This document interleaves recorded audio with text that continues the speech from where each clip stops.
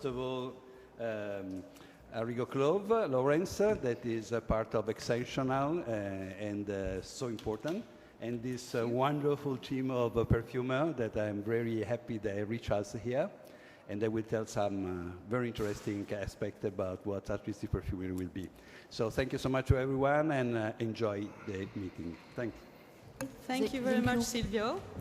So, hello everybody. I am privileged to moderate this session, which I think is going to be quite exciting. It doesn't happen very often to have 4 prestigious perfumers together, first of all. And then the very senior, great expertise, great ideas, so it's going to be fun. We're going to discuss the complex challenges of the world of perfumery today. And I would say not only through the mirror, which you've seen upstairs as a slogan, but through the eyes, through the ears, and through the noses of expert perfumers. So this decoding session is taking place with 4 prestigious guests, 4 prestigious perfumers. And you're going to tell me, yeah, but there's only 3 of them here. Well, the other one, the 4th one, is actually connecting through the digital world. He's not lost in the metaverse world. He's actually real. And let me start with him. I guess we have a little bit of a... Here he is. Here's Christophe. He's even doubled. But we can't hear him. Oh, he cannot hear us. No. He doesn't know. So, instead of starting with Christophe, I'll start with you, Natalie. Ladies first. So, a little bit of an introduction. I'll try to keep it short, but for people who don't know Natalie, I really want to, explain a little bit who she is. So, she was trained in Grasse in the prestigious Givaudan Perfumery School. Then she began her career in New York in the 90s at Givaudan. And then after more than 30 years working for major perfume companies, she decided to go by herself and be an independent perfumer with her own company called Lab Scent. If I want, quite difficult to only give you 2 examples of her work, I could pick Cartier, Must. This is Natalie's project and perfume, Must pour femme and homme. Hermès, Eau de Merveille. And this was done with Ralph. Exactly. Ralph is here. So now I'm moving on to Ralph. Ralph was born in Germany. Ralph Schweiger studied chemistry in Germany. And he also studied in the same school as Natalie at the Givaudan Perfumery School in Grasse. He's now based in the US. So he's working for MAN. His idea of fragrances, I like the word when you say, the expression you say, I think they are my construction toys. And Eau de Merveille, as I said before, is yours. And he's also another example, Lipstick Rose, Édition de Parfum Frédéric Malle, that's also Ralph's. Is Christophe back on? No. So Alex, it's your turn. Alex Lee. American, born and raised in California, was meant to become a pediatrician, but life decided otherwise. Moved to France in 2007, could not resist the world of fragrances, his passion. He said, perfumery has changed my life. And I guess, and he also added, it could change the lives of others. He works for MAN today, so we have 2 MAN boys here. And he's worked for many companies and developed beautiful perfumes, Carolina Herrera, Penhaligon's, Maison Lancôme. So, great stuff. Shall I abandon Christophe and we move on, or connecting? Okay. Well, let's resume with him further on, but I will introduce Christophe now. So Christophe Laudamiel is also an independent perfumer today, like Natalie. Christophe? Yes, can you hear me? Wow, fantastic. Just in time. Good timing. I was just saying that you are an independent perfumer like Natalie. You are the most American French person I know. because I don't know if you're French anymore, actually. You've been living in New York City since 2000, and this is where you founded your Dream Air Creative Studios. You are, I think, as much as a perfumer as an artist with a very powerful manifesto. You can find out more if you read on Christophe. And if I were to pick two perfumes of yours, like I did for our other colleagues here, I'll pick Tom Ford Amber Absolute and Polo Blue Ralph Lauren. Many more, of course, but I'll just pick two. So, if we start as a kick-off question, quite bold and blunt, if I were to ask each one of you what's the key major change or challenge happening today in the world of perfumery, what would you say? Natalie, you first. Oh, okay. The word, I don't know. You know, I think that nowadays you have a lot of big company. The consumer market, they changed the perfumery like 20 years ago, something like that. And I think that now they are finding new way to have new story, to tell newspaper, like EI, like sustainability, like natural. So this is like big change because you always need a new narration. But I think that now, me being independent, I also have something, and I think now I think I'm more pertinent now that maybe I would have been 20 years ago, because I think that also now people are looking for sense that makes sense, and more private relation, special relation, sincerity, and I think that maybe when I felt we have lost this. So, okay, so. I think that you will still have the big company doing big job, and I think that nowadays you can have room for very small company. Me myself, I don't want to be in the middle. Okay, so the world is becoming more diverse and there's room for smaller, independent, yes, as well like as a special voice, because big companies okay. They do Ralph, their job. what would you say? Your turn. I certainly think, you know, the last 10, 20 years, you know, there are so many fragrance brands, you know, looking upstairs, you know, this hasn't existed 20 years ago or 10 years ago. But one other big topic is this whole push for sustainability. I find, you know, people and our clients are talking about that all the time. So that's perhaps the major influence the last 10 years, and this is coming certainly out of the US, you know. Yeah. Good. Christophe, your turn. You're real. You're not lost in the metaverse. You're with us. You can speak. So I say three things.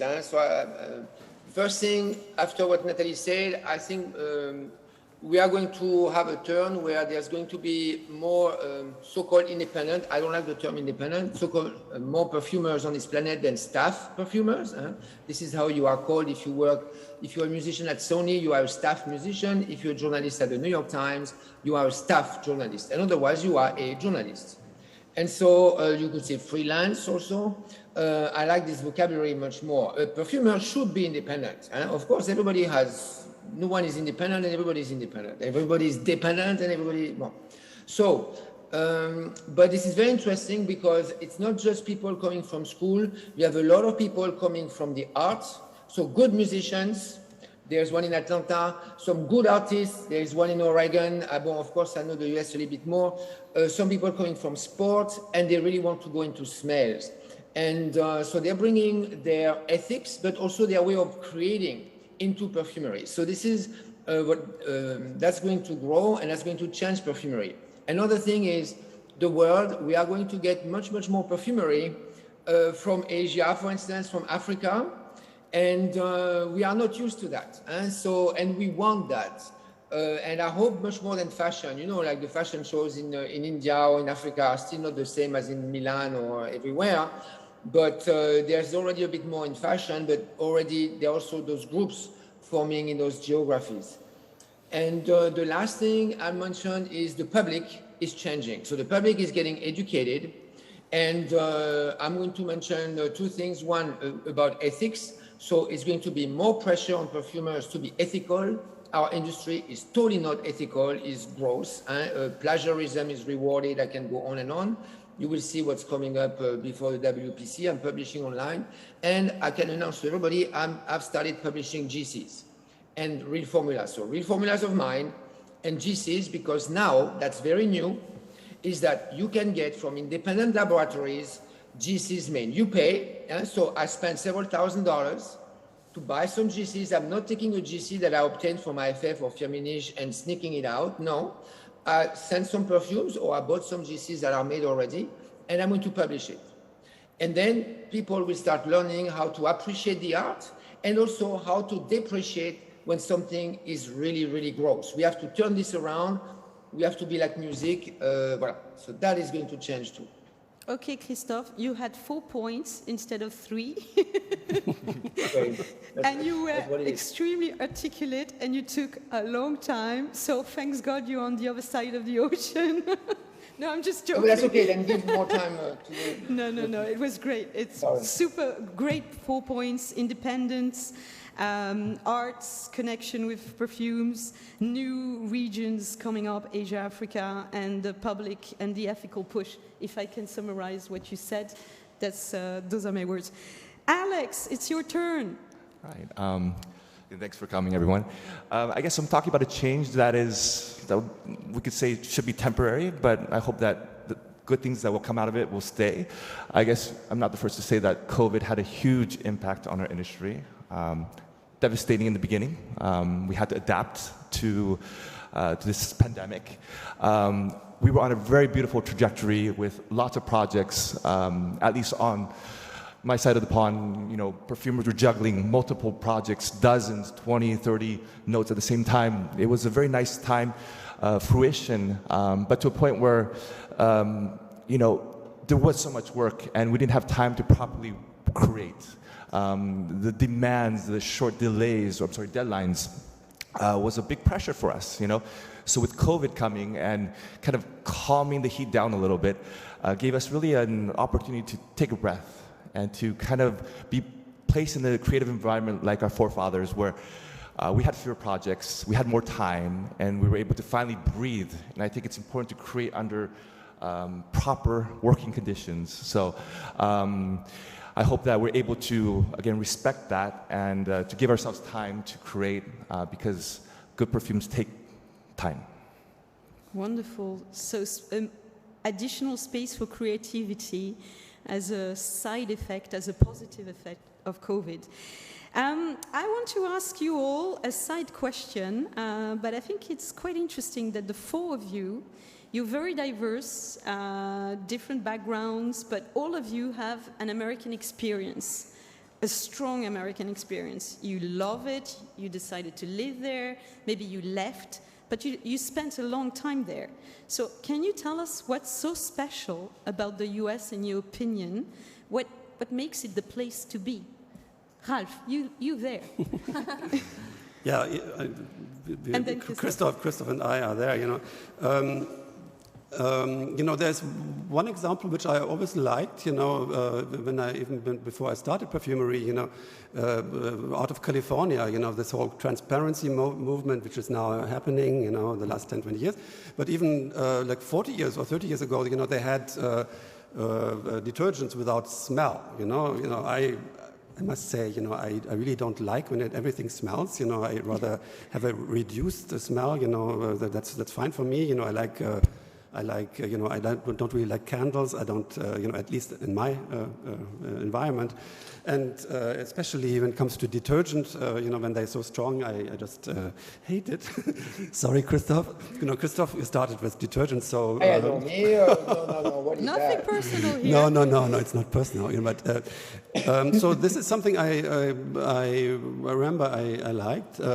Then when it comes to fine fragrances, there were a couple of fragrances I remember. There was when I was still in Berlin, I was doing chemistry, and there was a new West for her out of Aramis, and this was the first time cologne was used, but it's not that cologne. It's very animalic as well. So it's just a juxtaposition of animalic notes and cologne. Unfortunately, New West is now not on the market anymore. But this is a perfume. I followed somebody into a bus, just because it was so different, And then later on, pleasures, this is as well. It was a great invention, and so it's not only European perfumes, which made an impact in the last 20, 30 years. Great. So, Christophe, your turn. You live in New York. So, interestingly enough, I've only worked for American companies as soon as I started to work somewhere, and sometimes in Europe for an American company. First of all, I find it's much more direct.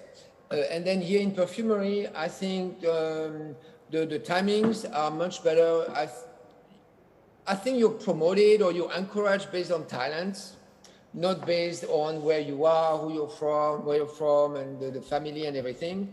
And if you're good, you're pushed. And also, you can create just about anything you want in an American company. I have to say, so in French company, you can say, but there's going to be always someone, they start sitting down and meetings. Plus, I have to say in Europe, history is very heavy. And I love Osmotek, but history is one thing. And if I have to say, when you're in Europe, the meeting starts with history for 45 minutes, and then they talk 10 minutes about what to do. I have some issues with that. So, voilà. And now with education, I'm really happy here because I can see that American people have less issues if they didn't go like for 3 years or 5 years to a certain school. They get to work another way, and then they progress pragmatically, and this is very much my way. I'm also very much experimental chemist, and that's how I progress, instead of doing the theory first and also waiting for 5 years because you're just at this position and then getting somewhere. So, but I don't know. It's part of the thing. But I do like Europe, don't worry. You're a fan, that's for sure.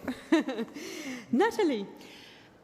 I was lucky to go to New York in the 90s, and I remember because before the 90s, the way we did perfumery in France, it was very slow, a lot of bergamot. People would go to fancy little store, they put a drop, they didn't spray. You came back the day before, and I remember Edouard Flechier when he told me, "You're gonna to the US? They are crazy cowboys. They do flavor instead of perfume." And I said, "Okay, whatever. I'm 25. I would just learn." And for me, Anne Gottlieb, all those people, they really changed the way we did perfumery, because before the French people, it was the French way everywhere in the world. We set the tone, and in the 90s, I think a lot of people came and they did the hook, the impact. You had 30 seconds to buy a perfume. You had a story to smell right away. And the energy was so intense in New York. I was 25 at the time. I was the first one to win Estée Lauder after 27 years old in the company. But in France, no way that I would have known even to have a project in France. So, and I was looking at them and say, "Oh, why you want me to work? I'm so young." And people yell at me and I say, "Wow." And me, so yes, it was like Christophe said, they don't care if you're white, pink, whatever. You just need to work. I was hardworking. I had new ideas. But yes, it was a sense of energy and freedom. And I think in the 90s, the fruity, whatever, it defined another kind of a beauty that also was done after in Europe also. And after, maybe you can say a few years later, it was the oud from Middle East that influenced us. But before, it was more like the French chic way to do. And now you had the American way to do. And so it was interesting, but I was happy to be back. Super interesting. The land of opportunity. Yes. Alex, you're American. And you left America, but still, what can you say that's so special? So I didn't really have a choice. I was born there, but I did go to France because I was, so passionate about this job of becoming a perfumer, and I found myself there. And my experience with the U.S. was more so my company during my perfumery studies. They sent me to New York to kind of learn the American market, and this was after being in France for about 6 years. So it was nice to be able to kind of compare, I guess, and contrast the two countries. And what I saw immediately was the diversity, actually, in America. And if we talk about the New York perfume industry, it was so nice to see Asian Americans, Hispanics, African Americans, perfumers, and also people who work in the industry. And it's just nice to see that mix of culture, whereas if we were to take Paris, it's still quite French, even though everyone is very different, they have different backgrounds. There's this very French feeling to the industry. So it was very nice to see that. And I think there's this genuine niceness about Americans, I guess, which I really appreciate in developing perfumes with American clients. Is just, there's so much joy, and they're very nice, you know, and they're a bit more positive when we're working with them, you know. It's more like, you know, oh yeah, it's amazing, I never smelled this before, but it's a little bit too weak. Whereas in France, it's, I don't like it, it's too weak. You know, it's a little bit more cold, I guess, you know. I guess I like the more direct approach. I think direct feedback is very important, but sometimes it's nice to have a little bit of warmth. So that's something that I really like about working in America, and I guess my colleagues could probably say the same thing. And I guess... Yeah, I concur, yeah. So I guess just finally, you know, the whole American dream thing, you know, it's definitely not something that's applicable to everyone, but there is some truth in that. I truly believe that, you know, if you have a good idea, if you have the passion, if you have the will, you know, there's someone who's going to be there to help you. Obviously, he's probably going to use you to make himself rich, but at least you're going to get some help, and you can make your dreams become a reality. Good. So you don't miss it too much. I miss my family, but sure. Can I ask him why he's based where he's based now? He's in Europe, right? Alex, are you in Europe? I'm sorry? I didn't You're understand. based in Europe I'm now, based in no? Paris. Yes. Yeah. You're based in Europe? Yes, in Paris. In Paris. Oh, sorry. Yes, it so was you. why are you based where you are based now? What is that? I'm sorry. Why are you based in Paris now, is the question of Christophe. You know, truth be told, I think a lot of the, you know, the major decisioners of all the fragrance brands are in Paris. The big groups like Estée Lauder, Coty, L'Oreal, even the more local brands from before, Marc Jacobs, Calvin Klein, all the decisions have kind of moved back to Paris, where if we want to have our hand in these projects, we have to be as close to Paris as possible. Okay. Christophe, you're nodding, so I'm moving on to the next question. I want to talk about creativity, because you are perfumers, so you are creators. I would like to understand, what is your favorite creating setting? What is the atmosphere? What is the way you are best yourself in your creative mode, even before you start writing the formula? You know, are you going out? Or do you have your atelier, or you kind of cocoon? Or how is this creative process for each one of you? You know, what's the best creative session? Do I start with you, Christophe? Yeah, I was just thinking, the inspiration is anywhere, frankly. So the inspiration is actually out of the lab, but just as inspiration, the creative process is in the lab. I'm in my den, and this is where I like to be, and I need to start smelling as I write and things like that. This is really where I start to go like this. Because if I'm somewhere else, already I write either half a formula or 3 ingredients or the formula, and either I want to weigh or I want to smell an ingredient to see if it would fit, blah, blah, blah. So the creative process, the action of it, the lab. So in your lab, is it quiet? Is it still? Is it quiet? I would say half the time we play music, all kinds of techno and ABBA. No, I like music, and half the time it's quiet. It depends, but it's very brainiac for me. It's very brainiac, and so I like to be with my things, and also some either it could also be a book there, or it could be I don't know. But as I said, the inspiration, you know, I go many places. I go many places, or I read a lot. I get a lot of impressions. So, that's your dog. Voilà. So you're super concentrated in this process, and you are in your lab. That's your creative atelier. Ralph, you? I'm alone. I think about raw materials, juxtaposition of raw materials. That's not mostly it. But right now, we are moving into like an open office environment in my company, so that will be a challenge. Perhaps we'll see. But often we are not alone. We are we're always working with evaluators, or with clients. And often the idea gets a spark from some kind of conversation you have. So that is perhaps often or sometimes the beginning of the creative process, but of course it's introspective and it's lots of trials and errors. Trials and errors, you said? Yeah, trials and errors. That's our daily life. More errors than trials. Lots of errors, lots of trials, and some success. Great. Aiming for perfection. yeah, aiming for a certain aesthetic. Yeah. Sure. Natalie?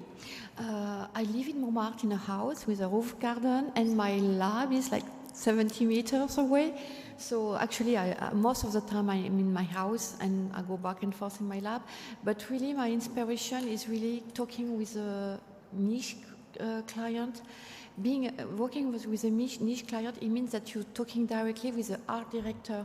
So the inspiration is stronger, richer. You can have a conversation, a dialogue. And my idea is always, to do exactly what they ask me, like blah blah, a wood or a rose or whatever.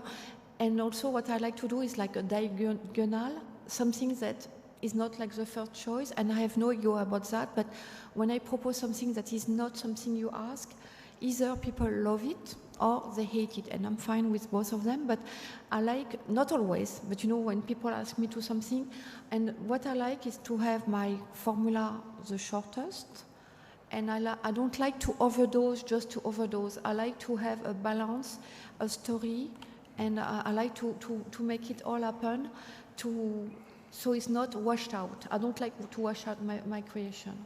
But I don't like to overdose. I think this is more gesticulation for me. It's more like marketing story. So, yes.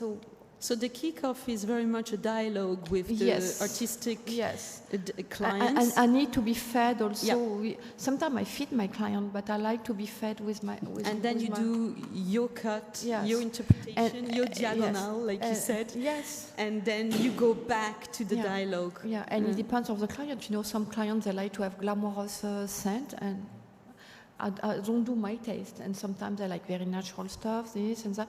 So I think maybe, I don't know, I'm gone from big groups since a long time, but being independent, you have a big variety, diversity, and this is something I enjoy very much. Great. Alex? Natalie's response really inspired me to just share a story, a quick anecdote with you. It's linked with New York and America, actually, because I was a perfumery student, and I met this girl at a party, and we were talking about perfume, and the first thing that she told me was that she hated perfume. And this just really shocked me, because I had never met someone who hated perfume, and hate is such a strong word. And for me, my interpretation was simply she hasn't found the perfume that she wanted. So I had this kit of the top, 20 selling fragrances in America, Light Blue, J'adore, Coco Mademoiselle, and I did a smelling session with her where we smelled through every single fragrance. And I remember smelling with her. It was very funny because she would smell it and she was like, disgusting, disgusting. Through the 20 fragrances, it was the same response, and that was very shocking to me, being that she lived in Williamsburg, so I thought maybe she's more into like the niche perfumes. She's maybe more sophisticated, right? So I gave her a series of, the best of Serge Lutens, L'Artisanal Parfumeur, Frederic Malle, even the lipstick rose. I remember making her smell, actually, and again the same response. Again, I'm sorry, Ralph, but she also said, I hate it. Yeah, but that's the lipstick rose is very much in the style of what you just said before.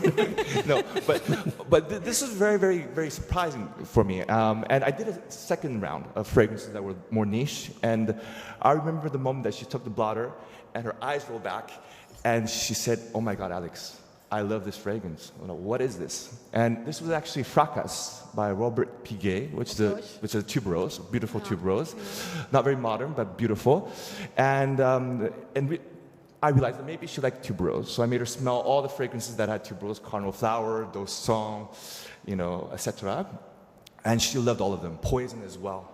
And I found the key in this experience with her that she liked tuberose. So for her birthday, I created a little tuberose perfume for her, and she loved it, And following that, years later, we met up again, and we went to this boutique, which is called Jar. I don't know if you know the niche brand Jar. 7 perfumes that has been around for 15 years or more, I think. And inside the 7 perfumes, there's a tuberose. And I wanted to, for my own ego, see that same reaction of joy when she would land on this perfume. And I remember, again, the first one, disgusting, second disgusting, third one, which was a tuberose, which was called, I think, Jar of Lightning or Bolt of Lightning. And again, same positive reaction.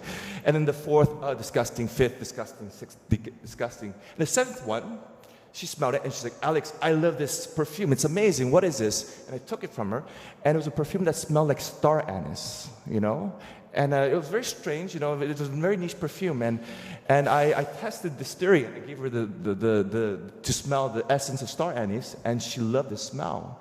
And I added this note into her perfume, and she loved the perfume even more. And while this is not a typical briefing process, how we create perfumes for people, but it goes back to the importance of it's a collaborative process, and the closer that we are to the person that we're making it for, the better. Today, with the model of designers selling their licenses to a perfume group like Estée Lauder or L'Oreal, there is no story. We are so far away from the designers. I'm reminiscent of the stories of Olivier Cresp, who met Thierry Mugler, and he was saying that he liked cotton candy, and that was the starting point of the first gourmand perfume. And today we're so far away, and I think if we could push for, again, niche perfumery, where we had that closer contact with the designers, that for me is the perfect creative environment for us. Okay, so you added on the point of Natalie of this richness of dialogue and interactions. Very interesting. So now I'm moving to the topic of the ingredients, because it was mentioned at the beginning of the discussion. What's happening today is really an explosion of ingredients that are available. It can be natural, synthetic, sustainable, you name it. So how do you work with this variety, and what's your, what do you like? What do you think of this ingredients matter? Christophe? You always start. I've been an ingredient from the beginning, and I started at P&G, where we had, and they still have, all the ingredients from all the perfume houses, including all the captives. So I'm very used to swim in a sea of ingredients. I need it. I pick what I need. When you do a lot of different styles of perfumery, you need ingredients. Doesn't mean the formula is long, but you do need ingredients. So I do not limit myself to 300 or 400. It would be a torture for me. And no, it's fine. I was scared that, not scared, but like 10 years ago, every company wanted to streamline and, and I was like, no, it's going to be like in kitchens. They have now, you go to a restaurant in different places, they have all these herbs, they're foraged from the countryside or everywhere. You're wondering, can we eat that and stuff? We have all that. It will be the same in perfumery. And I really would, we have only very few ingredients. When you think of all the plants that are on this planet, and we extract, 300 plants? I mean, this is nothing. So I think they discover about 100,000 plants a year. I don't know if you understand that. So, and we are still running around with our patchouli hearts and vetiver top, and I want more ingredients. Well, so I'm not scared, and I really know how to select and find my way in ingredients. It's my thing. I love that. So you swim in it. Cool discussions with Ralph, because I'm discovering the Man catalog, which I love very much. And we really have really cool discussion how we see the different ingredients, how we think they could work and things like that. I love that. For me, that's the nerve. It's the nerve of the thing, the ingredients.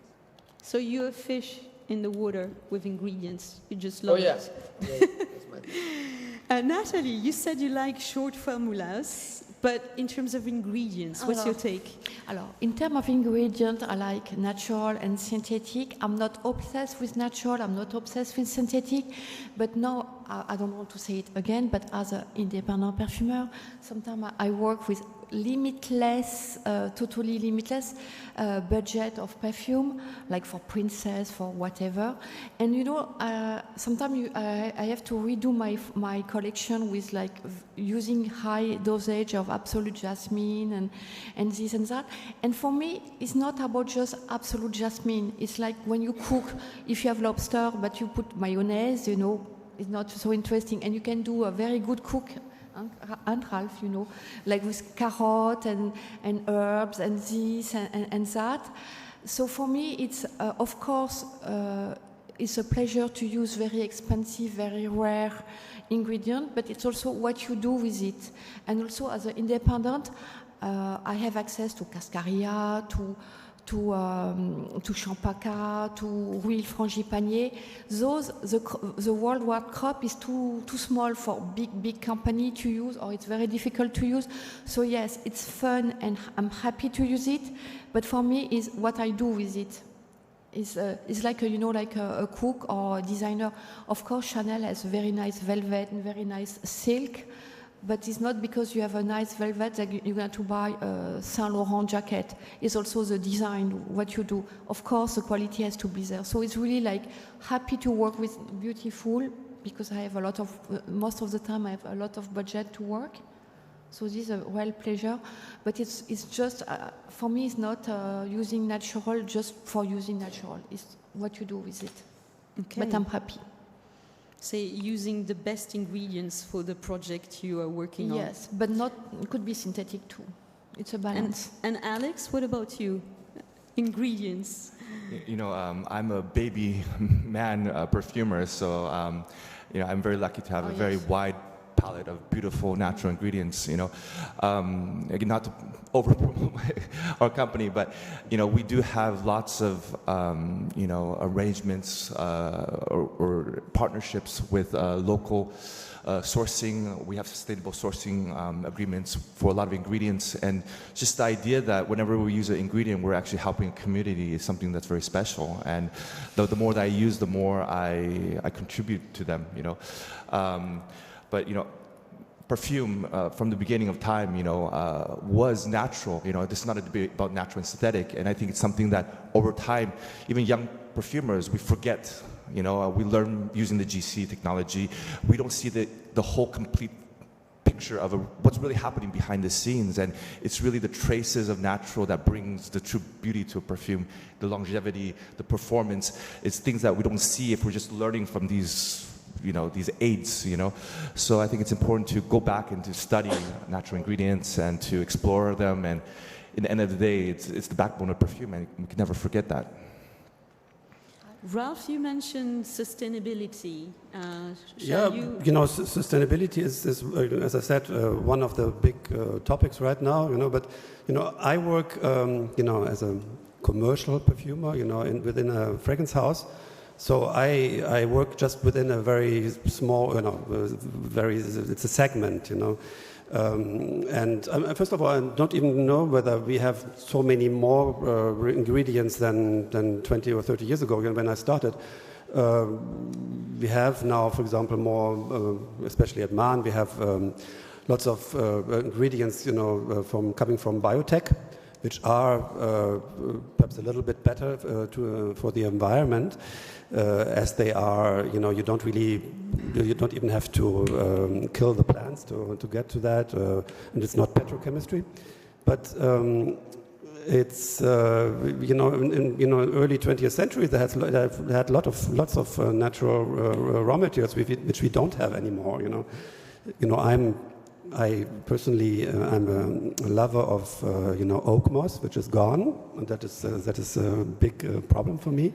You know, but then, you know, somebody like Mandy Aftel, who only uses, you know, only naturals, you know, in the mini quantities, you know, that must be fun. But, you know, my aesthetics are more transparency is very important for me, and the last 40 years or so, with the emergence of this super ingredient called hedione, everything has changed. Now our formulas are, rather diluted. We have it now at 15, 20%, not at 5% as perhaps in the 60s or earlier. So things have changed, and now we have, hedione is not very sustainable. Masks are not very sustainable. They all come from petrochemistry. So there are tools now to be had that we can wet the raw materials, to see whether there is sustainable sourcing, or whether the processes are a little bit greener. So it's not so many step syntheses, less water consumption, less toxicity, and so.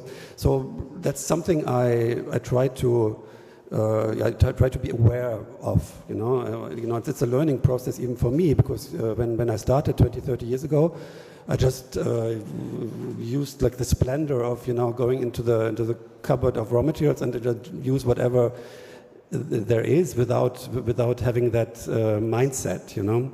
So that's something I'm aware of, but difficult to go against, in fact. Okay, so it's a good point you made that we're losing ingredients. We're not only gaining.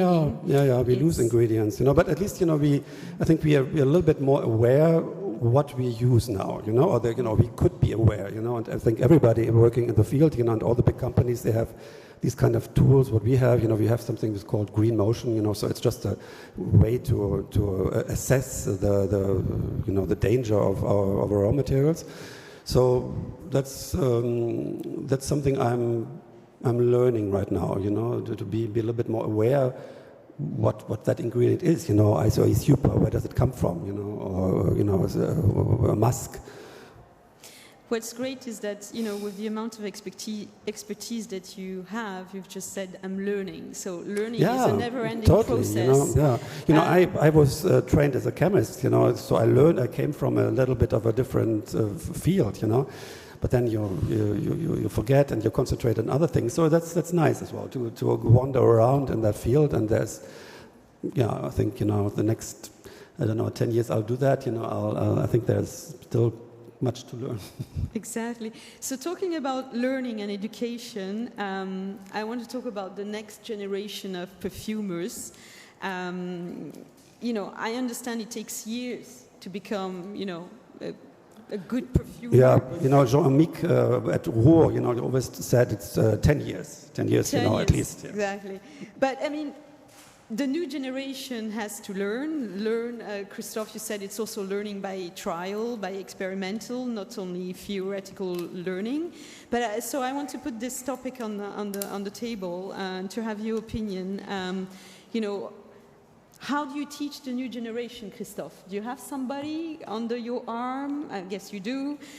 What advice would you give the younger ones? How best to learn and teach?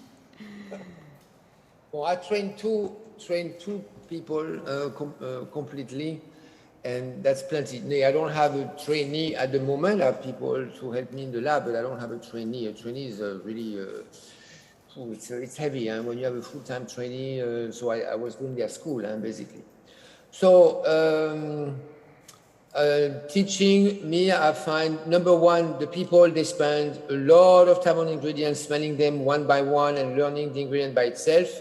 I think they spend much too much time on this in the schools. I see regularly people coming from the schools or certain programs, and they don't spend enough time doing composition. So and then when they do composition, they start with the classical schemes from 1920.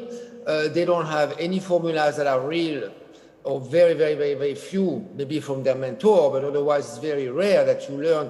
When you learn painting, you have some real paintings to learn from. When you learn music, you learn on And then, so you learn from GCs, but it's not the same as learning from the actual formula.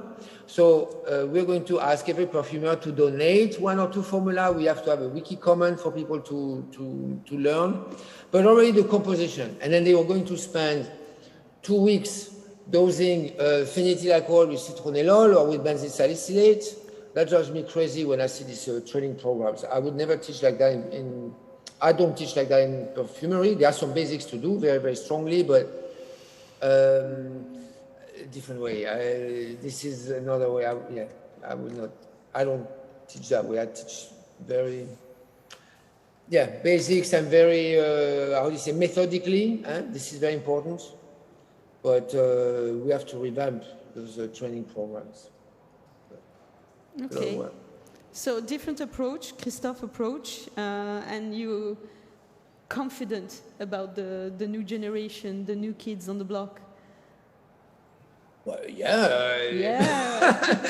I was confident before, I'm confident now. Now there's going to be a very, the people who were selected, it's not to blame the French houses at all. There are still only very, very few schools. So it's like in chemistry, you would have only the pharmacy and the chemistry company forming their own chemists.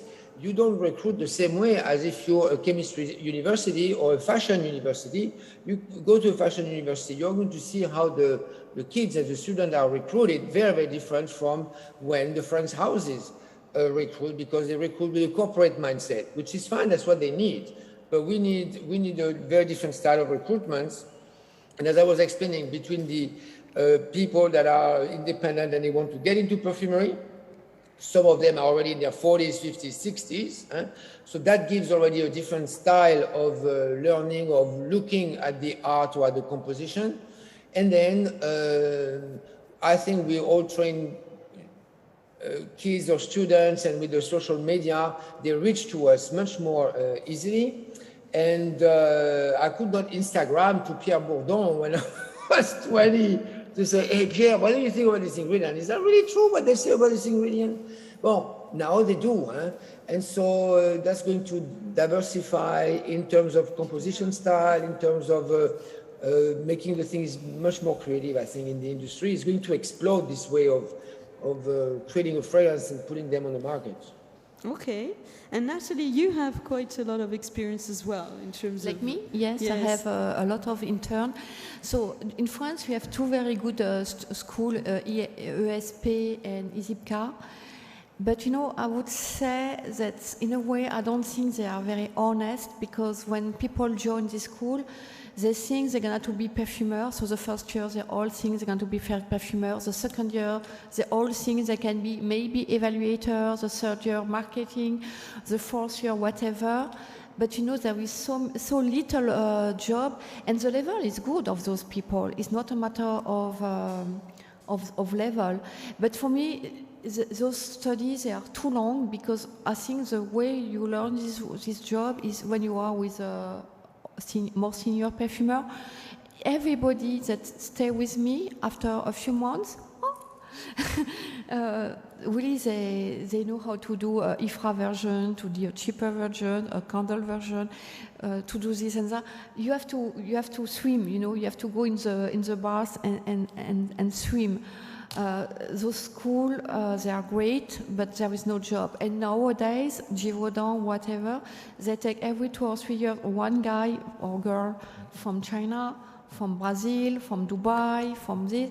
Before, it was a generation with everywhere you have French people, and now it's too expensive. So there is not enough. A lot of people are passionate, but there is not a lot of job. So check before. Because it's very sad when people spend so much year and money to be trained, and then think they can be a perfumer, and at the end they will not. It's very sad. Okay, that's a sad note, but it's true. But it's true, huh? Because you two guys who work for the same company, man, there's a specific program to teach and take in new go junior. for in-house school are the best for me. Do you have an in-house school? You have your Yeah, in-house you know, school. ours is a little smaller, and it's not, you know, it's not like Givaudan, you know, where they take students every year. Our program is a little bit more reduced as we are much smaller, but yeah, it's equivalent to those in-house trainings. But you know, I find as well that especially, you know, upstairs, you know, there are so many artisanal perfumers now. You know, I don't know, to just find new effective avenues. You know, I don't know. You don't need that much training. You know, what just Natalie said. That my greatest time was really when I was in that school. You know, we were just really alone. You know, just with raw materials, and we learned the raw materials. You know, so for me, coming out of Germany, you know, didn't really know much apart from chemistry.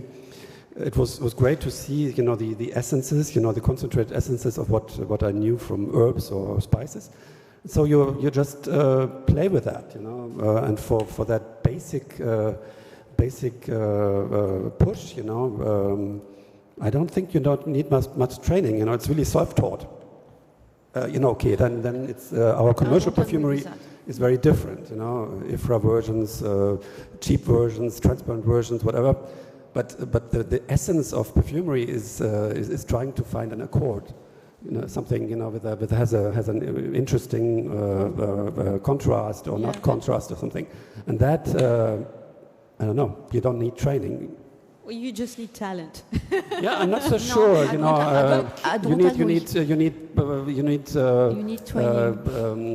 interest and curiosity and so forth. Not in school. Christophe, sorry, you raised your finger. I Yes, have to let you speak. because it's an interesting subject. There are not enough jobs. Here is the way I look at it. How many more handbags do you need? How many more dresses do you need? How many more musicians do you need? And I say the day we have as many perfumers as we have musicians, or as we have fashion designers, we start to be saturated.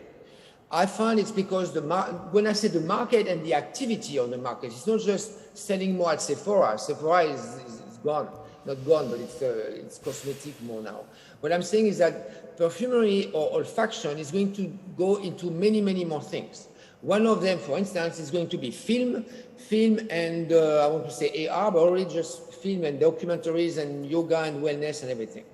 Can you imagine the amount of perfumers you need to create all these very specific scents? And I can go on and on and on. We know that people don't play with scent the same way they play with fashion or with music yet. So, in fact, when you have all these people coming into the school, it's true. If they want to have a new job in a friend's house, it's very, very limited. But there are many, many more things where you're going to have more record labels, you're going to have more recording studios, you're going to... So, for perfumery, that's also why I have 3 labs. Well, I'm going to go, only 2 now. Berlin is going to be toned down, but I have another lab in Tokyo. Well, I call them recording studios. If you're a musician, you have a piano everywhere where you can practice, you can do things. And also things are going to be much, much more customized. And right now at marketing schools and architecture schools, they don't learn olfaction. When they start to teach olfaction, because the science is growing in these areas, then all of a sudden, every marketing manager is going to have the scent budget, just like they have the music budget and the visual budget and this budget. You're going to have a scent budget everywhere. And you are going to need people to know how to create. Now, it's not about creating the same scent as, there are many other things to do. So, and then you don't have, what is the scent culture in India? I find in the modern scent culture in India has to be developed when all these people are going to create their own cultural scents. They are very strong, we know, in ingredients and in some traditional thing. Yeah. And I tell them all the time, you have to start creating some Indian stuff that smells like 2020, I mean, like the 21st century, but that's going to be fascinating. So I think there's going to be, and there are plenty of jobs, people create their own jobs. When you're a musician, when you come out of school, it's hard. You don't all go have a spot in a philharmonic orchestra. But you will have people fighting more. You will be also, as I say, it will be different selection, because you will know when you go in a perfumery school, it's very comfortable. I have to say it is, they're cool, but they are totally not. If you go to a fashion, you know, a fashion school or a music school or chemistry school, I can tell you it's much more energetic, much more competitive, much more. I work night, weekend. I try this, I try that. I build stuff. I've never seen anybody else building something and like fantastic installations. No, we have to teach all this, and then you're going to see it. That's going to explode. I'm convinced. I'm convinced. I want it to explode. I want to see it. Great. It's extremely buoyant and optimistic, so it's really good. I don't know if there are questions from the public here before we conclude with a final point. Yes, one question.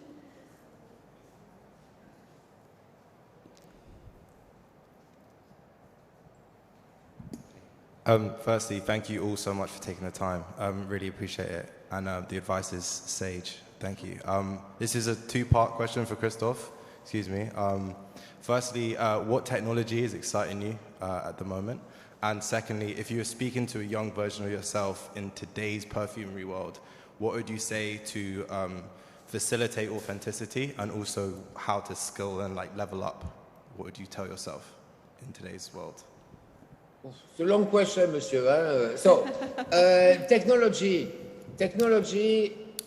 as I mentioned a little bit about film, which is personal technology, and the other technology is about ambient scenting. So it starts to develop more. I mentioned two, and yes, I work for them, but I find it's the best tool in the world for ambient scenting for a room, not for huge hotel and theaters. But IRA in the US and the Volcano in Japan. So look them up. But also, I've built at a conference with scenography, museography in Germany a few months ago, and I showed them the recap of all the technologies I've used since I started Perfumery. Even at P&G, I was building my own prototypes to show them to the VP of, it's a true story, using medical stuff. I was going out with a doctor at the time, so he was getting me like syringes and needles and tubings and IV tubings to play bergamot in the air. It's a true story. So I've always had to build stuff because we have very, very few companies that build the speakers of Perfumery. And if you do an artistic installation in a museum, sometimes you don't need that style of speaker. I used 37 technologies, of which half of them I had to build myself because they don't exist. Now, another technology I find very cool is encapsulation. That's also a new thing. That's one of a very, very rare new technology we have in Perfumery, encapsulation. I think that should revolutionize printing. So it's revolutionizing laundry. Sorry, Ralph, but I love a lot of smell on laundry. So me, I'm unapologetic with that. And but we can do much more in laundry with encapsulate. And so wait till some fashion students start playing with this. But also in printing, I think there is no reason why when we have a document, it should not be scented with some key scent in that document. Can you imagine how everything could explode with that? And I think it's going to go because it's going to come. Because printers know very well now, it's not just a scratch and sniff anymore. They know very well how to embed a scent different ways in the page of a nice book or a brochure or a postcard. So, voilà. The other question, I don't remember already, but maybe we should ask someone else because it's too much. Okay. And another question here from the gentleman, and then... Thank you very much. So as someone who's loved perfumery my whole life, then I got into retail. I'm from Iraq, so we do that there. And then many years ago, I decided that I was crazy enough to try to learn perfumery as well. So I've been doing this on the side, took it seriously the last several years. COVID helped as well, but I'm still learning. In the independent niche, people who are trying to make this on their own community, there is this belief that, I don't know if it's based on real facts, this is what I would like to ask, that having access to what the big companies have when it comes to captives and new technologies is the difference between, you know, being able to make it to a higher level or not. How much would you say how much of an advantage would you say that having access to the new technologies or the means of the big companies is an advantage as someone who's doing perfumery on a niche, limited scale? You want me to answer? all of you are welcome to. I don't know. try I spent 30 years, you know, and they were working on headspace, on this, on new technology, and it's really interesting, and you learn a lot. They have captive and whatever. Now I am independent, but I would say that do I miss this? Because for me it was interesting, but it was also a lot of marketing stories. I don't know, headspace, whatever. It was really interesting, but I feel like I'm more back to real perfumery, and it's interesting to talk about EI and to do this and that. If I was 25, yes, I would definitely invest in studying that, but no, not anymore. I'm happy where I am. Thank you very much. Another question related. It's an honest answer. Related to it. What about trials? Like, so again, that's another common belief in some part of this community that, hey, we don't have as much of an advantage because we already have a lot. Huh? I have a lot of ingredients that are natural that nobody has. I have access to. Yeah, I do that, but I feel okay. I'm talking about numbers of trials. I don't, as opposed to having a machine that can chime in, like you think of a formula and then you put on the sheet. That's what's. I have somebody in my life to compound. Ralph, maybe can you add to this point in terms of having a machine who does the trials for you? Yeah, I'm not sure exactly what you mean. Like, do you mean like combinatory chemistry no, or so? I'm talking about the number of compounds that you think of a formula and you try to actually make it happen. One thing is having a tool like that. Yeah, that looks like combinatory chemistry. So, I never used that. Of course, I have the advantage of working in a company, and I'm not really weighing the stuff myself. Because our field is not very digital. We still have chemicals to be weighed and to be smelled. But I wanted to say, it's certainly very difficult to get raw materials for independence. They're super expensive and in small quantities. But not everybody has your labs. I guess. I don't know what kind of size you are. I don't know because actually we have no boundaries. No boundaries? Because like Artisanal Parfum, for instance, he buys everywhere. So but you need a certain standing, scale. I guess, scale. I don't know, but you're perhaps talking about artisanal stuff. Artisanal stuff. I'm not sure. But so what I would like to highlight, I think raw materials, they're there. The captives, I think, is not so important. What I find is important is some certain impact chemicals, which are readily available. Like the essence of a pear note or something like that, which is difficult to assess if you have just a stupid or a small, simple esters. So that's something perhaps not so easily available for somebody like you. And I know your scale, Yeah, no. But that's something I would be, looking for. I think your questions were, very interesting. They would require probably a separate discussion because it's difficult to answer in a. Already helpful. But much. You got the opinion at least of. I'll be happy members. to talk a little bit more about that if you want. Thank you very much. Exactly. Thank you so much. As a conclusion, I think you have 4 different experiences, 4 different approach, personalities. One thing is definitely common to all. Is passion. I think you can feel it. It expresses itself in different ways, but you're learning every day. You look at the future.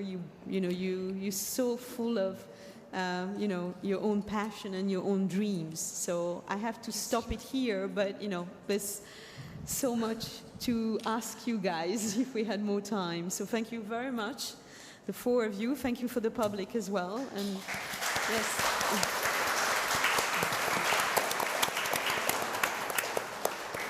Thank you. Yeah, thank you. Thank you. Thank you very much. Bye, Christophe. Thank you. Merci.